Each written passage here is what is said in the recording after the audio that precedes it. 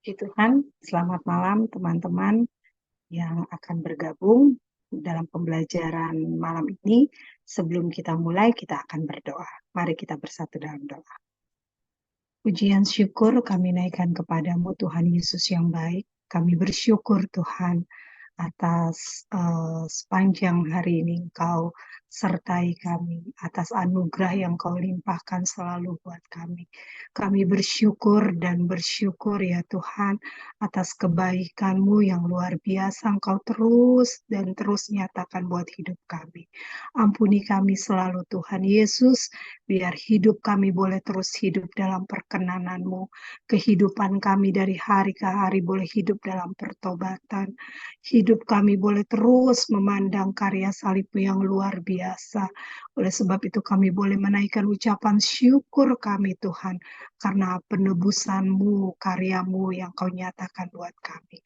Terima kasih Tuhan, saat malam hari ini kembali kami bersyukur untuk kesempatan waktu, untuk Tuhan Yesus, kami sungguh percaya Engkau berikan kami hikmat Tuhan, pengetahuan, pengertian untuk kami belajar terus dan terus akan firman-Mu. Biar rindu kami terus Engkau berikan buat kami untuk kami penasaran belajar firman-Mu. Bukan hanya ingin tahu kami, tapi biarlah firman yang kami pelajari dari hari ke hari hingga malam ini Tuhan, kami boleh buah hingga kami boleh berdampak dimanapun kami berada. Kami berdoa buat teman-teman kami yang akan bergabung, baik saat ini Tuhan, baik yang akan melihat rekaman kami. Engkau berkati kami semua Tuhan, biar tidak sia-sia dalam kami mendengar, kami membaca Tuhan Yesus. Terima kasih Tuhan, terima kasih. Kami serahkan pembelajaran kami serahkan hamba-Mu, kami sungguh percaya Engkau terus berikan hamba-Mu hikmat, persiapan yang luar biasa. Biar Engkau terus pakai hamba-Mu menjadi alat-Mu, berkata-katalah melalui hamba-Mu Tuhan. Kami bersyukur, kami mulai pembelajaran malam ini, dan kami peralaskan doa ini hanya dalam nama Tuhan Yesus Kristus. Haleluya. Amin. Puji Tuhan. Selamat malam Agnes yang bergabung kita saat malam hari ini.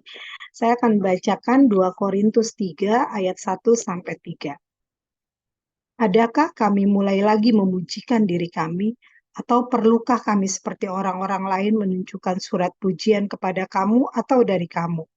Kamu adalah surat pujian kami yang tertulis dalam hati kami, yang dikenal dan yang dapat dibaca oleh semua orang.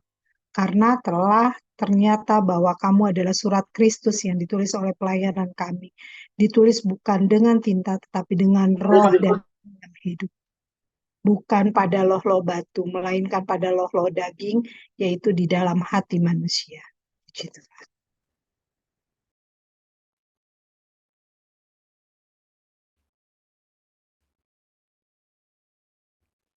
Puji Tuhan, kita bersyukur kembali Tuhan beri kesempatan belajar firman Tuhan. Kita lanjutkan melihat detail atau rincian, sekali lagi melihat detail atau rincian dari sebuah bab besar, pembelaan Rasul Paulus terhadap pelayanan perjanjian baru. Kita masuk ke poin A.2.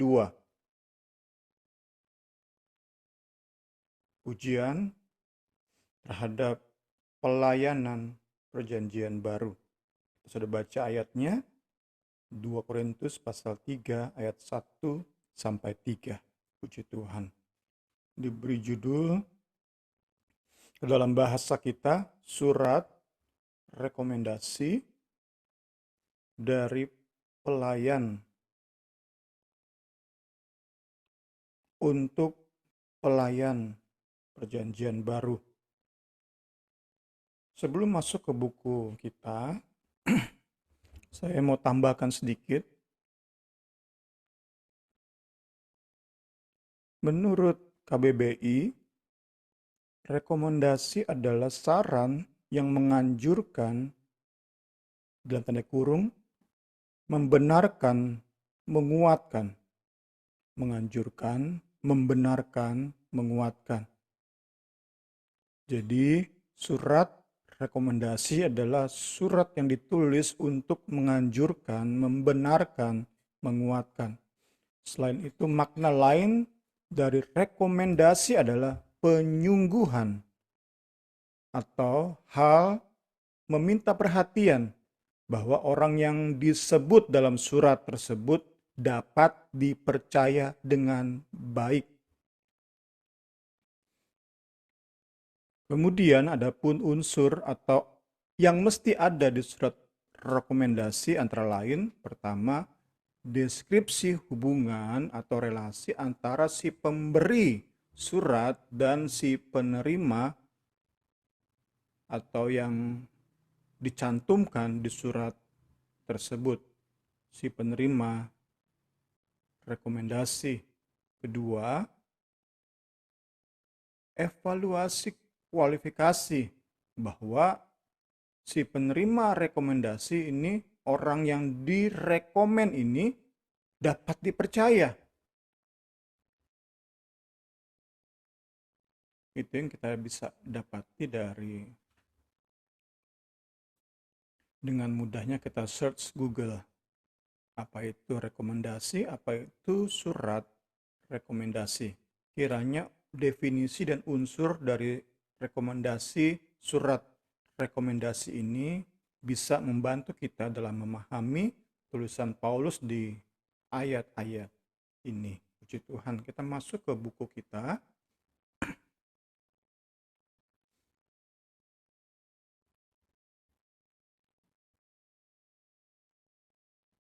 Masih berkaitan dengan resahnya Paulus mendengar kabar tentang sepak terjang para pelayan palsu, para rasul palsu di tengah jemaat Korintus, yaitu mereka yang bukan hanya cari keuntungan dari firman Allah, tetapi demi keuntungan tersebut mereka ini berusaha mempengaruhi jemaat Korintus meragukan sahnya jawatan rasul yang dipegang Rasul Paulus.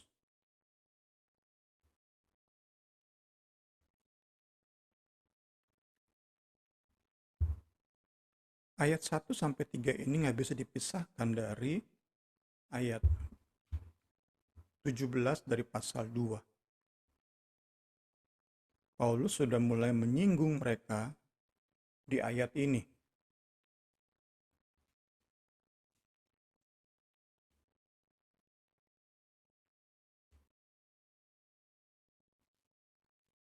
Saya bacakan dalam versi bahasa Indonesia masa kini. Kami tidak seperti banyak orang yang memperlakukan berita dari Allah, Injil kasih karunia, seperti barang dagangan saja. Tujuan-tujuan kami murni, sebab kami ditugaskan oleh Allah. Dan Allah sendiri melihat bahwa kami menyampaikan berita itu sebagai hamba-hamba Kristus. Kita terus belajar.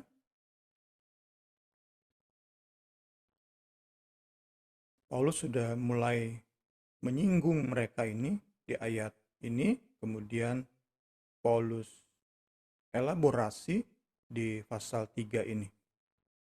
Di ayat-ayat kita kali ini, Rasul Paulus membandingkan pelayanannya sebagai pelayan perjanjian baru dengan pelayanan para rasul palsu, yaitu para pelayan yang terus melayani Allah perjanjian lama. Dapat dikatakan bahwa para rasul palsu ini menjadi ekspresi kekinian dari pelayanan yang dipercayakan kepada Musa, pelayanan PL. Karena itu, pelayanan PL di masa yang baru di masa yang dimulai oleh pengorbanan Kristus, di masa yang baru ini, pelayanan PL itu menjadi sesuatu yang usang.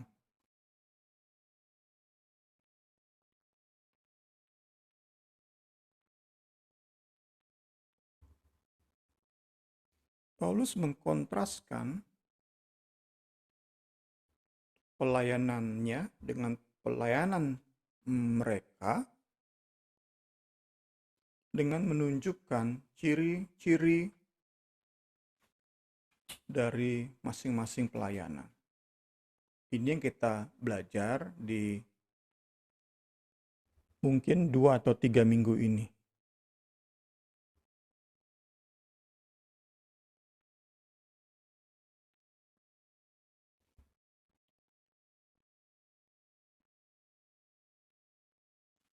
Di ayat 1-3 yang kita bahas malam hari ini, Paulus menunjuk bahwa mereka,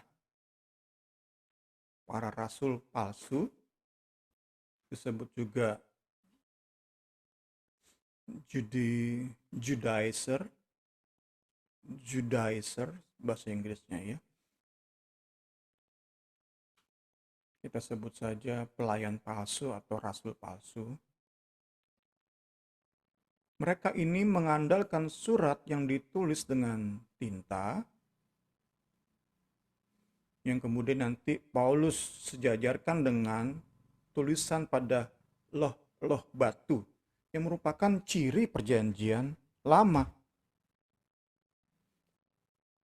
Ini Paulus bandingkan dengan pelayanannya yang mengandalkan surat yang ditulis secara rohani oleh Roh Kudus, bukan di loh batu, tetapi di loh hati manusia. Inilah ciri khas pelayanan perjanjian baru.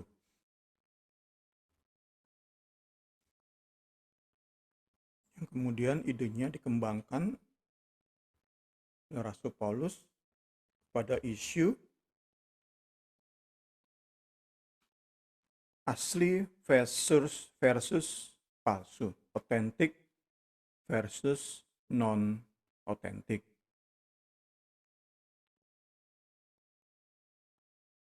Dapat kita mengerti dengan perbandingan asli dan palsu, pelayanan PL di zaman PB itu menjadi sesuatu yang palsu. Pelayanan ala Musa dipakai di zaman PB itu menjadi pelayanan yang nggak otentik, yang palsu.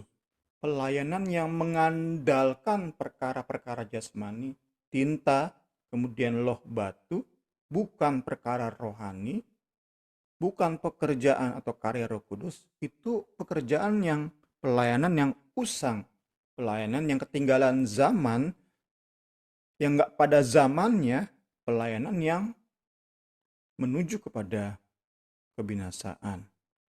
Ini yang kita dapati di bagian ini. Puji Tuhan, puji Tuhan. Kita masuk ke ayat 1. Adakah kami mulai memujikan diri kami? Atau perlukah kami seperti orang-orang lain? Nah, kembali kan, orang-orang lain itu menunjuk kepada para rasul palsu yang udah dia sebut di pasal 2 ayat 17. Perlukah saya seperti rasul palsu ini yang mengandalkan surat rekomendasi kepada kamu atau dari kamu?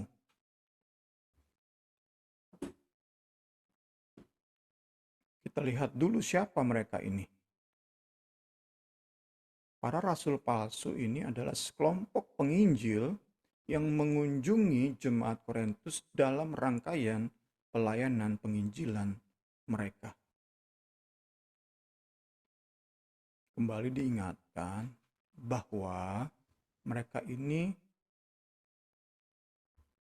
memberikan banyak hal bagi Kristus. Mereka tentu punya semangat, punya hasrat, punya kesungguhan punya totalitas. Mereka berkorban banyak hal untuk menginjil dari Yerusalem ke Antioquia, ke Korintus, ke Listra, Derbe, dan kota-kota lain yang dirintis oleh Rasul Paulus. Tentu para rasul palsu ini mengorbankan banyak hal.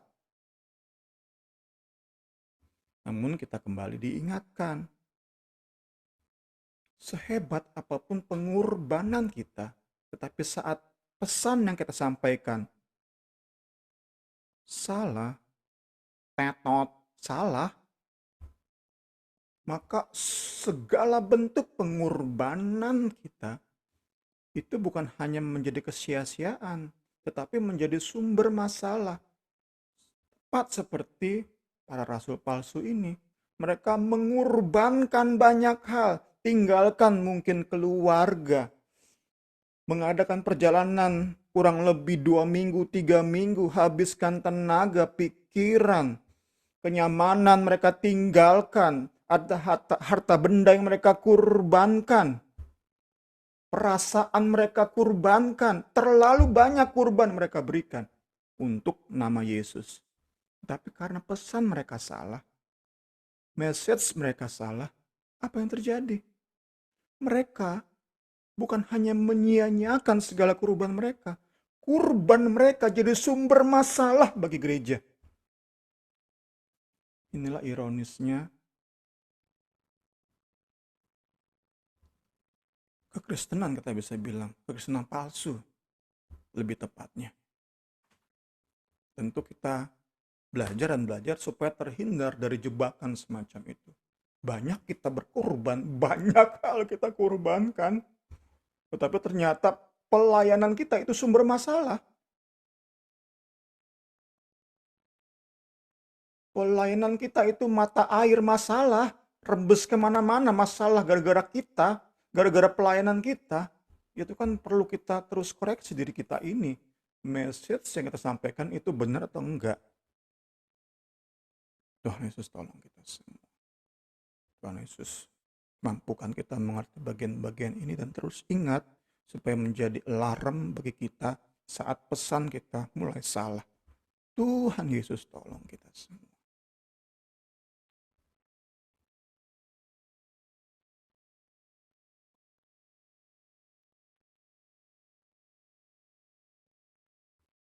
Kita lihat lagi ayat tadi.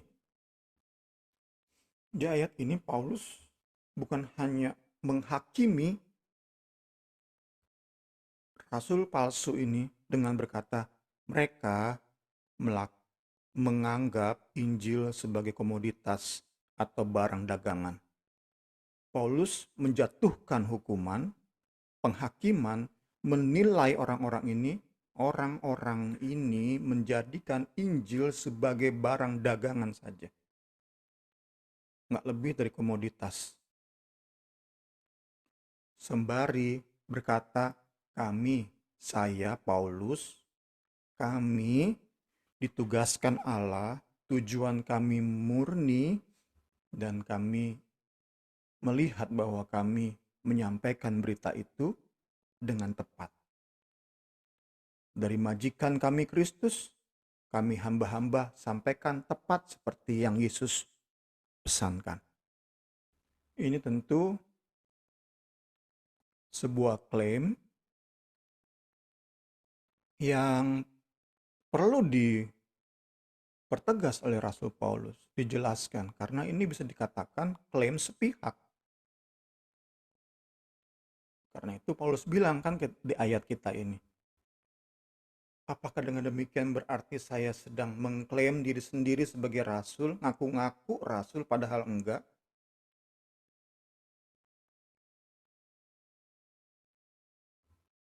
Paulus ingin bilang di ayat ini, lewat pertanyaan ini, mereka lah rasul palsu yang perlu pengakuan sehingga perlu surat rekomendasi.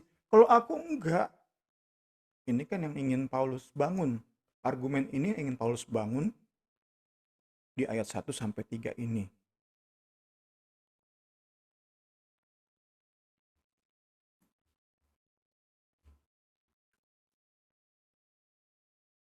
Ada dua pertanyaan di ayat 1 ini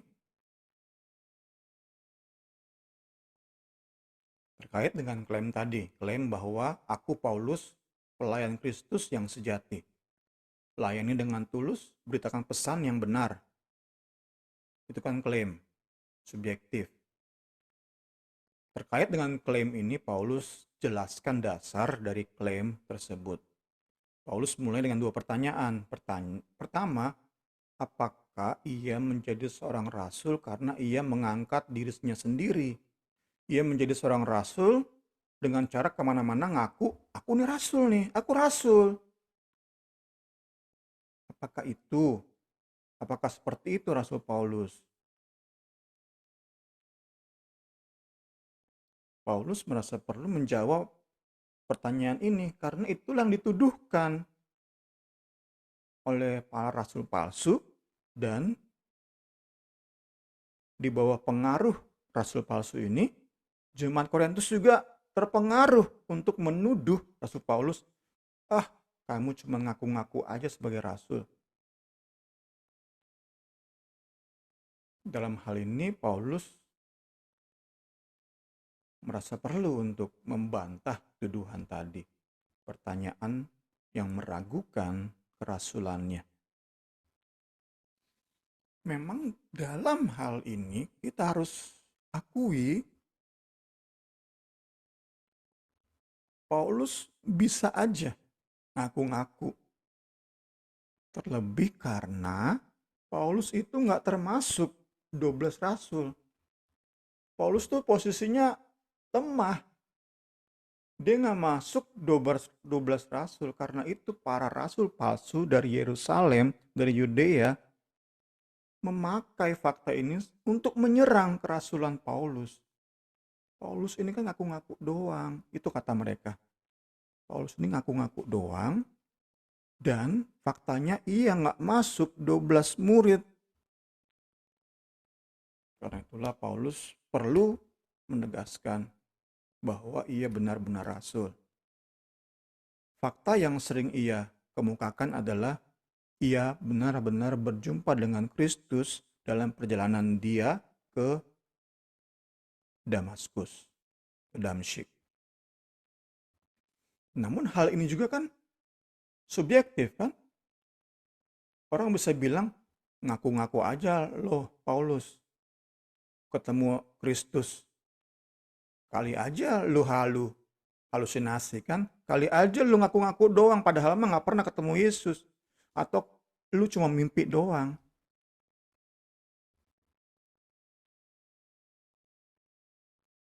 Kalau benar Paulus halu, Paulus cuma mimpi, maka Paulus bukan rasul yang benar-benar rasul. Dan karena itu logikanya adalah Paulus butuh surat rekomendasi dari Petrus, Yohanes, Yakobus, dan lain-lain para rasul di Yerusalem. Baru Paulus bisa berkata, aku mewakili rasul. Aku bertindak sebagai rasul. Jika benar Paulus itu ngaku-ngaku sebagai rasul. Ini tentu pemikiran, perenungan yang bisa mempertegas bagi kita kerasulan Rasul Paulus saat kita terus belajar dan belajar surat-surat yang ia tulis bagi jemaat puji Tuhan. Paulus tegaskan lewat bagian kita malam hari ini, ia nggak membutuhkan surat pujian atau surat rekomendasi baik dari para rasul lain maupun dari jemaat-jemaat yang ia layani. Ia nggak membutuhkan hal itu. Kenapa? Karena pelayanan Rasul Paulus itu merupakan pelayanan perjanjian baru.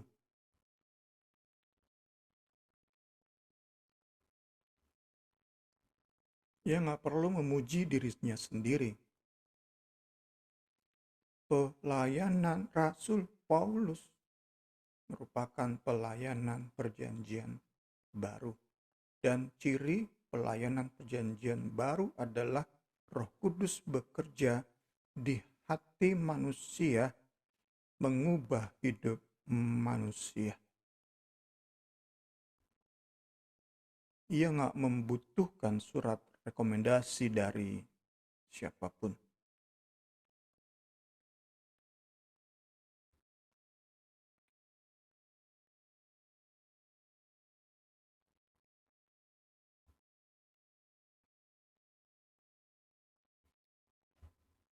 Kita akan lihat lebih lanjut nanti di ayat 2 dan 3. Di ayat pertama ini, pertanyaan menggelitik adalah, mengapa, kita perhatikan ayat 1, mengapa para rasul palsu itu membutuhkan surat pujian atau rekomendasi dari jemaat Korintus, dari kamu? Sekali lagi pertanyaannya, mengapa para pelayan palsu ini membutuhkan surat pujian atau surat rekomendasi dari kamu? Kalau kepada kamu kita sudah jelaskan, dari pimpinan gereja di Yerusalem buat jemaat Korintus. Bawa surat, jelaskan benar, kami utusan para rasul. Tapi buat apa orang-orang ini membutuhkan surat dari jemaat Korintus?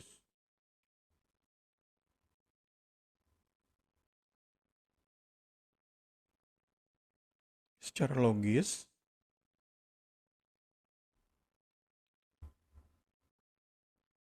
untuk menjawab pertanyaan tadi,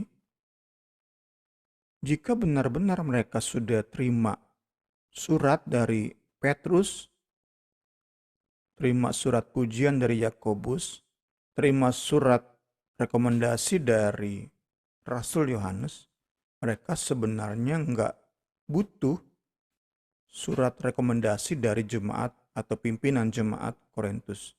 Tetapi mengapa mereka minta surat rekomendasi dari jemaat Korintus? Tampaknya surat semacam ini merupakan akibat logis dari gerakan melawan pengajaran Rasul Paulus. Counter missionaries. Ada orang-orang memang ditugaskan untuk mengcounter pengajaran Rasul Paulus. Dan orang-orang ini adalah Farisi yang percaya Yesus namun masih memegang tradisi Yahudinya. Orang ini ingin menegakkan kembali apa yang mereka anggap Paulus runtuhkan.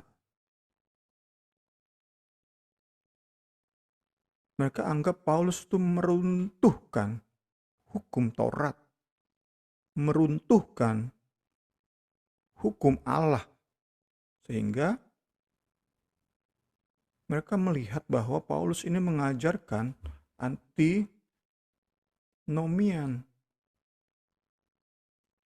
Antinomian itu semangat hidup sebebas-bebasnya karena terlepas dari hukum Taurat. Seperti gambaran di teologi sistematik Jumat kemarin, seperti kuda lepas dari pingitan.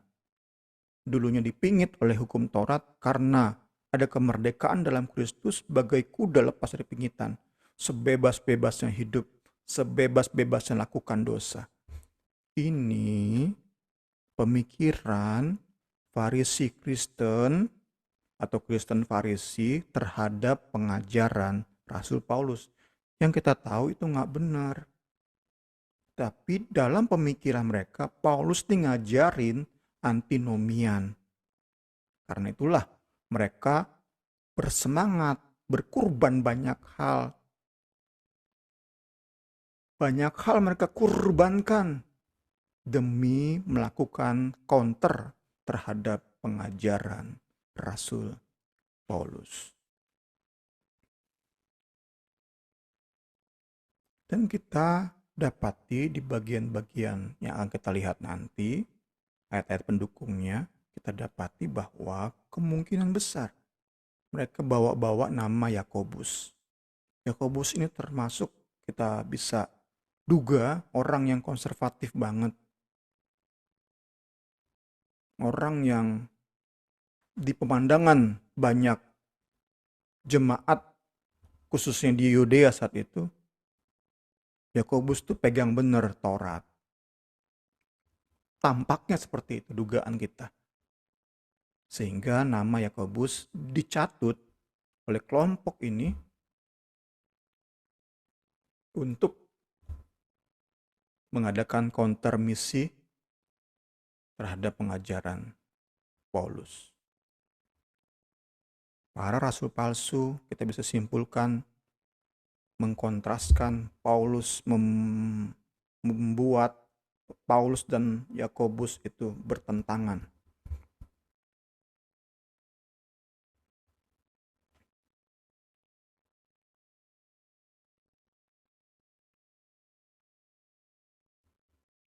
Pemikiran golongan yang mencatut Yakobus itu butuh, kita kembali tadi ya, kenapa mereka butuh surat rekomendasi dari jemaat Korintus. Mereka butuh rekomendasi dari jemaat Korintus untuk memudahkan mereka pindah ke kota-kota lain yang juga didirikan oleh Rasul Paulus. Pindah ke kota demi kota dengan bawa surat dari kota-kota yang sudah ia pertobatkan, yang sudah mereka pertobatkan untuk kembali kepada sunat dan Taurat. Dengan bawa surat rekomendasi, mereka yakin akan dipermudah untuk melayani jemaat-jemaat di kota-kota lain agar mereka kembali ke sunat dan Taurat, meninggalkan pengajaran Rasul Paulus. Kita lihat ayat-ayatnya, kemudian kita masuk dalam diskusi sebelum kita lompat atau kita melangkah ke ayat 2. Kita lihat ayat-ayat pendukungnya. Ini surat yang ditulis oleh para rasul di Yudea. Kami telah mendengar bahwa ada beberapa orang di antara kami, mereka akui nih, para pimpinan gereja di Yudea saat kirim surat ke orang-orang Kristen yang didirikan oleh pelayanan Paulus, mereka akui bahwa ada beberapa orang di antara kami yang tiada mendapat pesan dari kami. Pesannya salah, tetapi bawa-bawa nama para rasul di Yudea telah menggelisahkan dan menggoyangkan hatimu dengan ajaran mereka. Ini tentu memberi penegasan bahwa pengajaran Paulus dan Yakobus itu nggak bertentangan. Ayat ini cukup memberi keyakinan bagi kita, pada hakikatnya surat Yakobus dan surat-surat Paulus itu nggak bertentangan. Secara sekilas memang bertentangan. Paulus ngajarin hanya oleh iman. Yakobus katakan iman tanpa perbuatan adalah mati. Gampang dibenturkan kedua pengajaran ini. Tetapi lewat ayat ini sudah cukup benarnya. Kita jelas. Oh enggak. Mereka itu enggak mendapat pesan dari para rasul di Yudea. Enggak. Pengajaran mereka itu ngaco. Para rasul palsu, pelayanan palsu ini, para pelayan palsu ini dengan segala pengorbanan mereka, pesan mereka ngaco. Salah pesan mereka. Ini menjelaskan, tetapi beberapa orang dari golongan Farisi yang telah menjadi Kristen, menjadi percaya, datang dan berkata, ini kan khotbahnya para rasul palsu nih. Orang-orang bukan Yahudi harus disunat dan diwajibkan untuk menuruti hukum Musa. Ini kan menggelisahkan. Dan kita bisa yakini, banyak jemaat yang didirikan oleh Rasul Paulus terima pesan ini. Itulah mengapa Paulus harus tulis surat. Kalau cuma segelintir, kayaknya nggak perlu deh. Paulus segera menulis surat. Paulus ini segera, surat-surat Rasul Paulus tuh ada sebuah urgensi di dalamnya. Karena ia melihat pengaruh yang dibawa oleh Judaizer ini, Rasul palsu ini luar biasa. Tuhan Yesus tolong kita semua mengerti bagian-bagian ini. Satu lagi sebelum kita diskusi, ini bukti pengaruh golongan atau kalangan Yakobus. Kalangan yang mencatut nama Yakobus. Waktu Kefas, Petrus datang ke Antioquia, dapat kita katakan Antioquia itu pusat penginjilan kepada orang-orang non-Yahudi, aku berterang-terang menentangnya. Sebab ia salah. Karena sebelum beberapa orang dari kalangan Yakobus datang, ia makan sehidangan dengan saudara-saudara tidak bersunat. Tetapi setelah kalangan Yakobus datang, ia mengundurkan diri dan menjauhi mereka karena takut akan saudara-saudara yang bersunat. Ayat-ayat ini kiranya menjadi bukti siapa para rasul palsu itu. Kita diskusi dulu. Akan Ibu Rini. Puji Tuhan, teman-teman, ada yang mau ditanyakan atau menambahkan? Atau kita lanjut?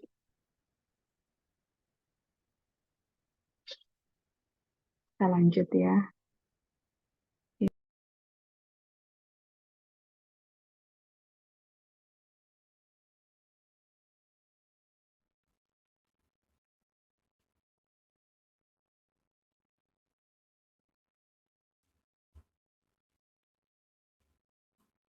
Kita masuk ke ayat kedua, puji Tuhan.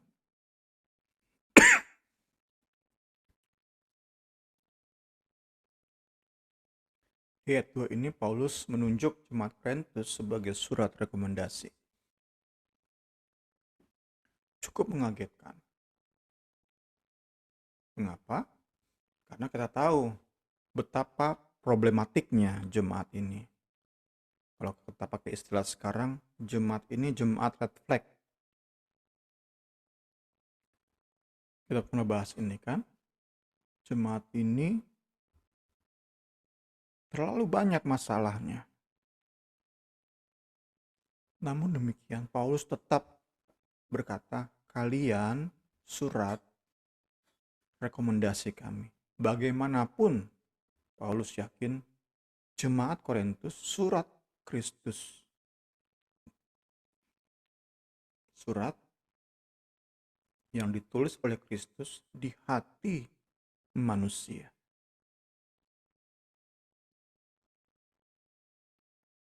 Kita pernah bahas ini mengapa Paulus begitu yakin bahwa mereka ini surat Kristus. Kita teringat, kita pernah bahas, salah satu alasan adalah karena Paulus mengenali sejatinya pertobatan jemaat Korintus saat ia menginjili mereka. Saat Paulus menginjil di kota Korintus, Paulus menyaksikan kesungguhan pertobatan jemaat Korintus. Karena itu ia yakin jemaat Korintus adalah surat Kristus. Saat mereka berbuat salah, tersesat, Paulus melihat mereka tetap pengikut Kristus sejati yang sedang tersesat oleh karena pengaruh, salah satunya pengaruh para rasul palsu. Kemudian Allah disiplinkan mereka dan Paulus yakin mereka akan bertobat. Selanjutnya di ayat ini, setelah Paulus tunjuk, kamu itu surat rekomendasi saya.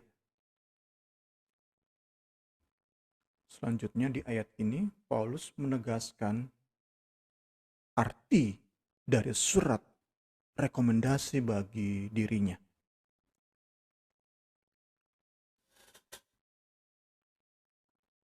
Paulus jelaskan di sini. Pertama, bahwa Jemaat Korintus itu merupakan surat Kristus yang tertulis di dalam hati Paulus. Keberadaan kalian, pertobatan kalian itu terukir dalam hati saya. Keselamatan kalian itu terukir di hati saya. Ini kan merupakan gambaran dari perhatian, kepedulian, bahkan kasih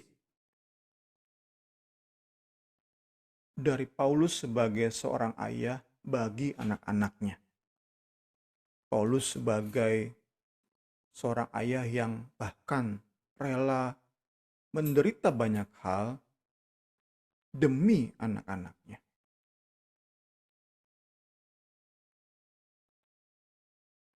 Seperti seorang ayah yang mati-matian bekerja keras demi kelangsungan hidup, bahkan suksesnya anak-anaknya di kemudian hari.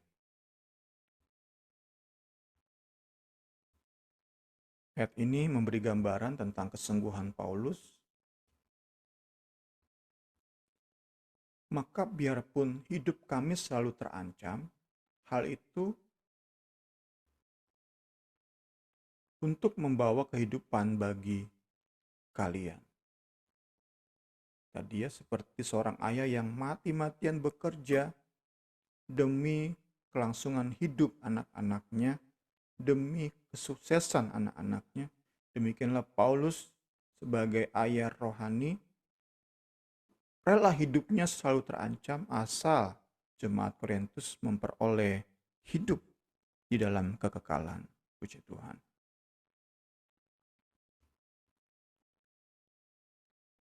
Kedua, arti surat rekomendasi bagi Paulus yang ia sudah tunjuk, kalian jemaat Korintus adalah surat rekomendasi kami, ditulis oleh Allah, oleh Kristus, untuk dibaca oleh sebanyak mungkin orang. Bagian kedua, Paulus bilang,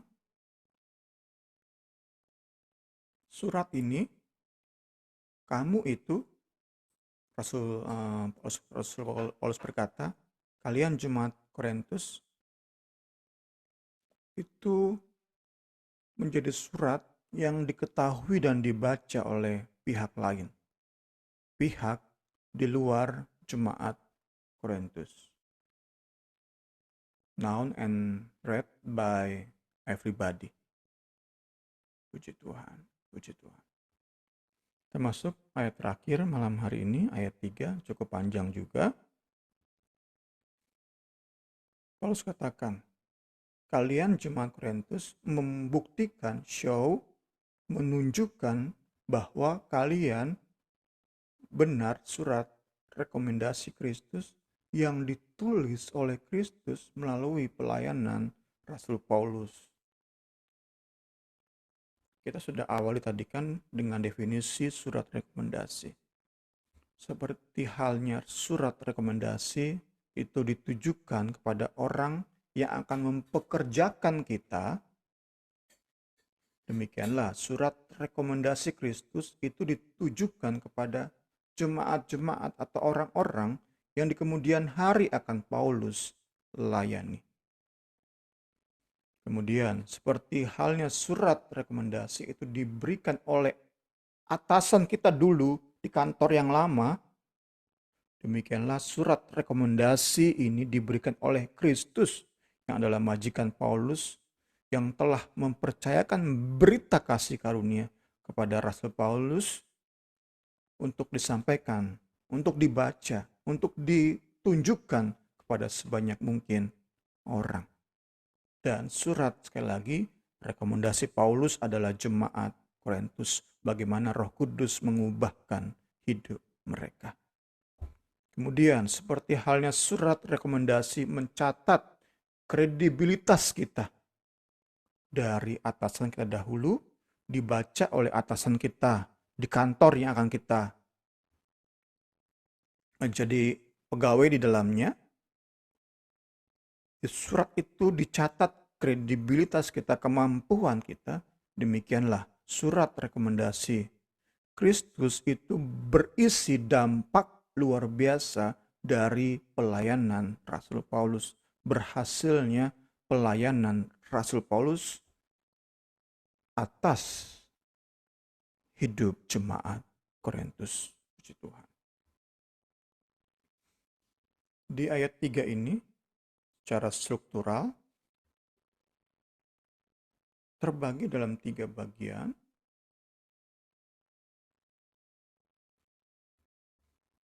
Pertama,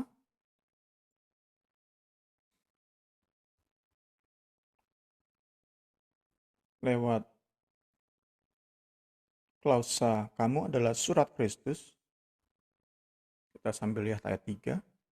Lewat klausa kamu adalah surat Kristus. Paulus sedang memberi penegasan fakta bahwa jemaat Korintus merupakan manifestasi atau penampakan dari karya Allah melalui pelayanan Paulus. Keberadaan jemaat Korintus itu merupakan manifestasi penampakan epifani kalau bahasa kerennya, bahasa Alkitabnya. Dari bagaimana kebenaran Kristus itu mengubahkan hidup seseorang.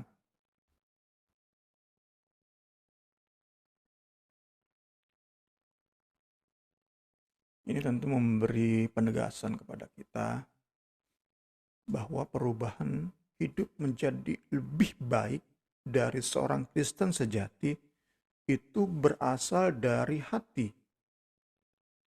Dari hati yang menerima pekerjaan Roh Allah. Sehingga sedemikian apa yang tampak di hadapan orang-orang lain itu merupakan hasil dari apa yang terjadi di hati kita.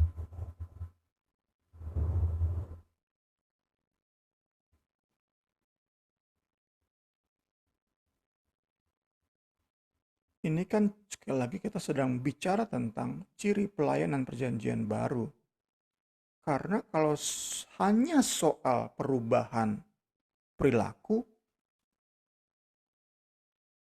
agama lain, orang-orang di luar Kristus, bahkan orang-orang ateis pun bisa.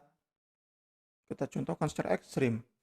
Orang ateis dulunya ngerokok luar biasa. Dia sakit ketemu dokter. Nyuruh dia lepas rokok, berhenti rokok. Dia benar lakukan, dia bertobat, nggak lagi ngerokok orang ateis ini.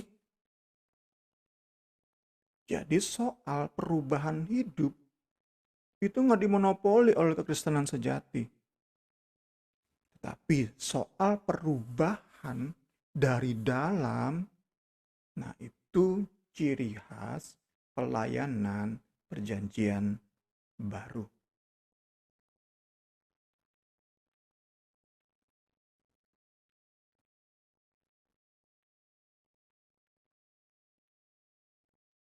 Kemudian kita sudah lihat tadi kan 3 bagian dari ayat 3. Kita sudah lihat klausa kamu adalah surat Kristus.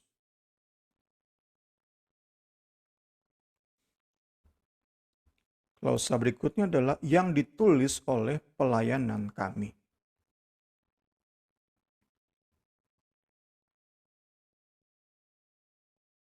Menjelaskan bahwa manifestasi tadi kebenaran Kristus mengubahkan hidup seseorang oleh karya Roh Kudus itu terwujud lewat pelayanan Rasul Paulus. Menjadi evidence, bukti bahwa Paulus ini benar-benar pelayan perjanjian baru. Ketiga, Paulus membandingkan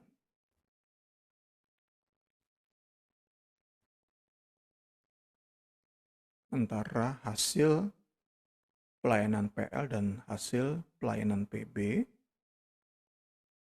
Kita dapat katakan seperti itu untuk mempertegas bagian ini.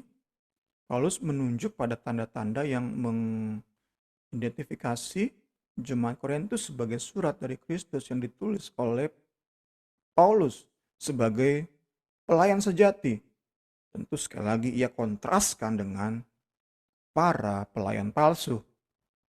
Tanda atau ciri tersebut adalah bahwa Roh Kudus bekerja secara aktif dalam hidup orang percaya yang dilayani oleh Rasul Paulus, mengubahkan mereka dari kehidupan lama mereka, menegur mereka saat mereka mulai salah langkah.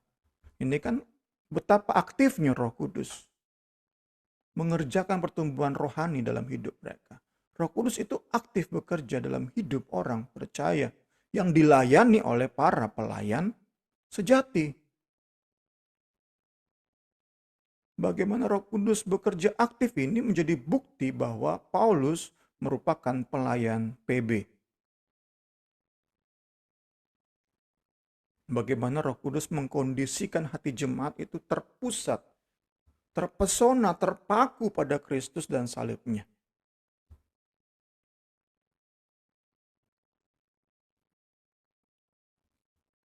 Kemudian kita lihat terakhir malam hari ini, bagaimana pekerjaan Roh Kudus itu menjadi nyata. Maaf, kedua terakhir nyata ya. Kepada orang lain. Kan kita sudah singgung terus. Surat rekomendasi itu tentu bukan dikip oleh kita. Surat rekomendasi untuk kepentingan kita akan kasih kepada bos kita yang baru nanti. Nah, bagaimana pekerjaan Roh Kudus itu nyata kepada orang lain? Paulus katakan di sini bukan dengan tinta tetapi oleh pekerjaan Roh. Pekerjaan Roh Kudus itu di loh daging, bukan loh batu. Paulus memakai ayat ini. Kita akan overtime, maaf. Kamu akan kuberikan hati yang baru dan roh yang baru di dalam batinmu. Dan aku akan menjauhkan dari tubuhmu hati yang keras, hati yang membatu. Dan kuberikan kepadamu hati yang taat, hati flesh, hati daging, hati yang lembut. Rohku akan kuberikan diam di dalam batinmu dan aku akan membuat kamu hidup menurut segala ketetapanku dan tetap berpegang pada peraturan-peraturanku dan melakukannya. Kita lihat di sini, kita perhatikan bahwa sambil kita lihat ayat 3 dan kita bandingkan dengan ayat ini, karena Paulus kutip ayat ini. Paulus gunakan ayat ini. Paulus mengubah hati yang keras, hati yang membatu, itu dengan loh batu.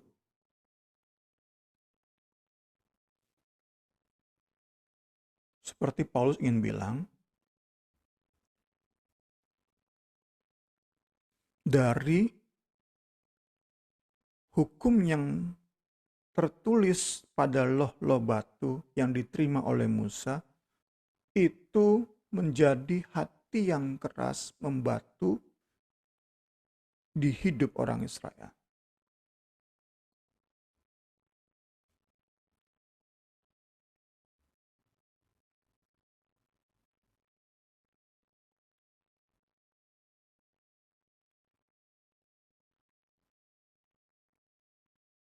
Hukum di loh batu menghasilkan hati yang membatu.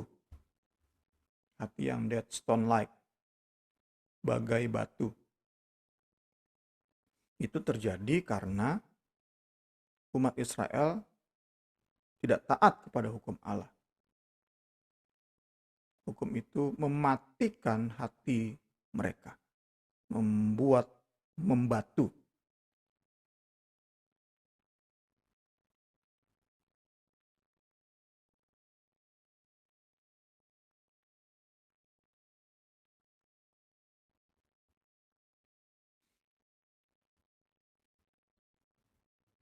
Untuk memperjelas kontras antara pelayanan Rasul Paulus dengan pelayanan para rasul palsu, Paulus menjelaskan bahwa lewat pelayanannya oleh pekerjaan Roh Kudus, hati yang membatu tadi bisa berubah menjadi hati yang lembut.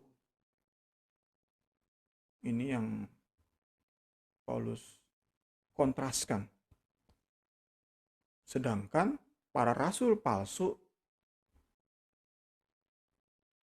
itu justru membuat hati yang berubah jadi hati lembut itu keras lagi, membatu lagi, karena kembali kepada mode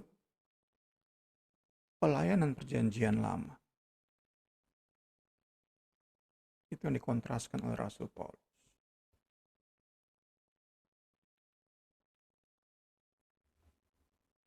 Saat pelayan perjanjian baru itu membuat hati yang kita layani semakin hari semakin lembut, semakin peka terhadap pekerjaan Roh Kudus. Di sisi lain, para pelayan palsu yang melayani Allah PL akan membuat orang-orang yang ia layani, yang mereka layani, itu hatinya semakin hari semakin keras. Ini yang Paulus kontraskan, ini yang Paulus ingin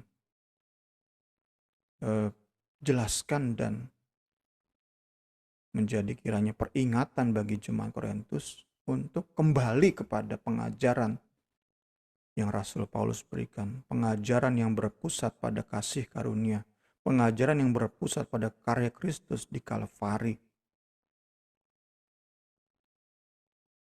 pelayanan yang berpusat pada karya Kristus menguduskan hati kita sehingga Roh yang Maha Kudus itu bisa hadir dan berdiam, berkarya di hidup kita. Itu yang kiranya menjadi bagian kita pada saat malam hari ini. Kiranya menjadi reminder kita, pembelajaran kita malam hari ini, mengingatkan kita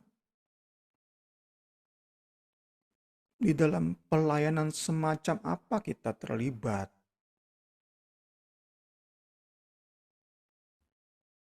Kita terlibat di dalam pelayanan yang tadi ya, membangkitkan kepekaan, menghasilkan kelembutan. Ini pelayanan kita. Saya bisa bayangkan seperti telapak kaki kita disentuh dikit aja, itu sudah membuat kita geli. Demikianlah sentuhan halus Roh Kudus itu sudah cukup bagi kita. Dan bagi orang-orang yang kita layani.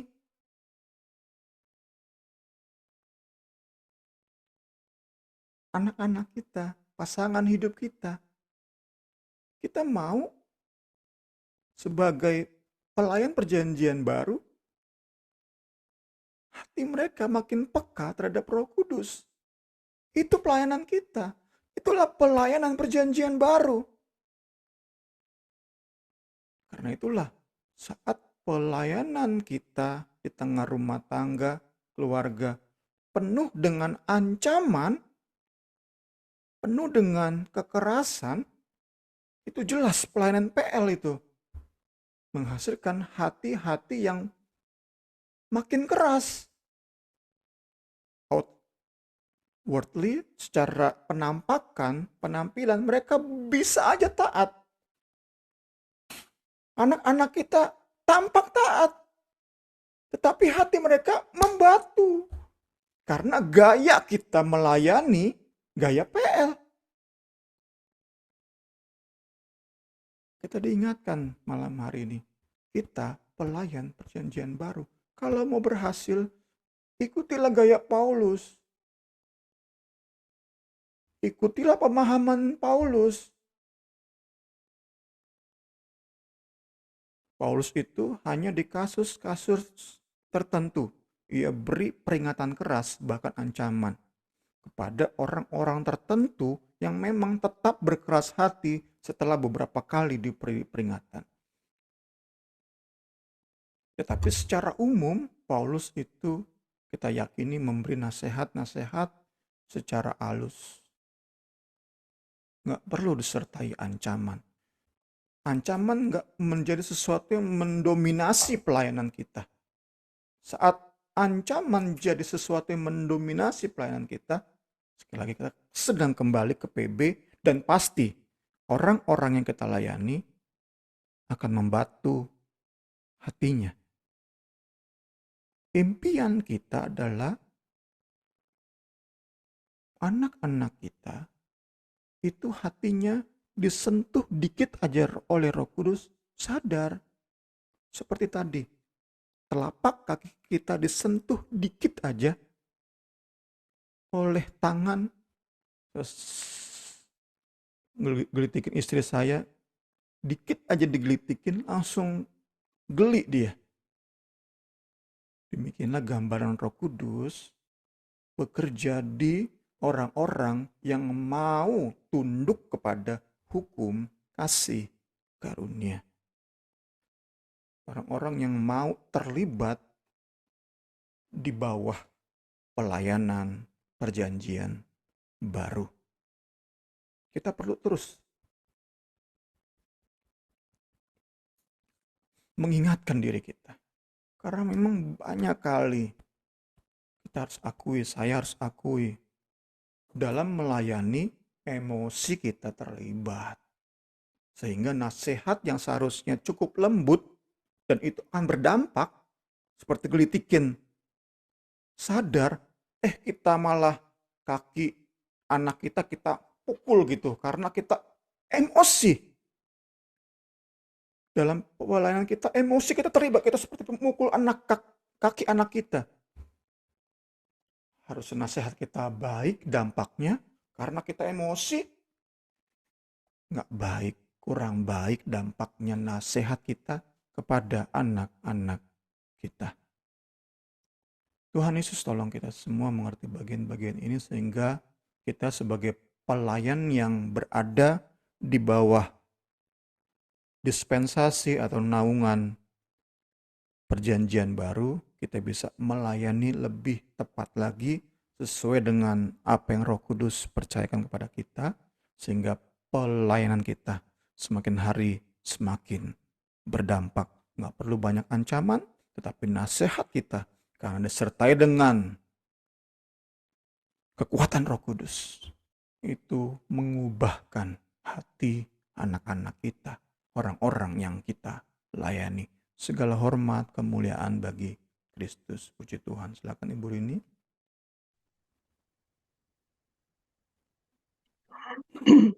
Dalam pembelajaran malam ini luar biasa mengingatkan kita dalam melayani biar kita terus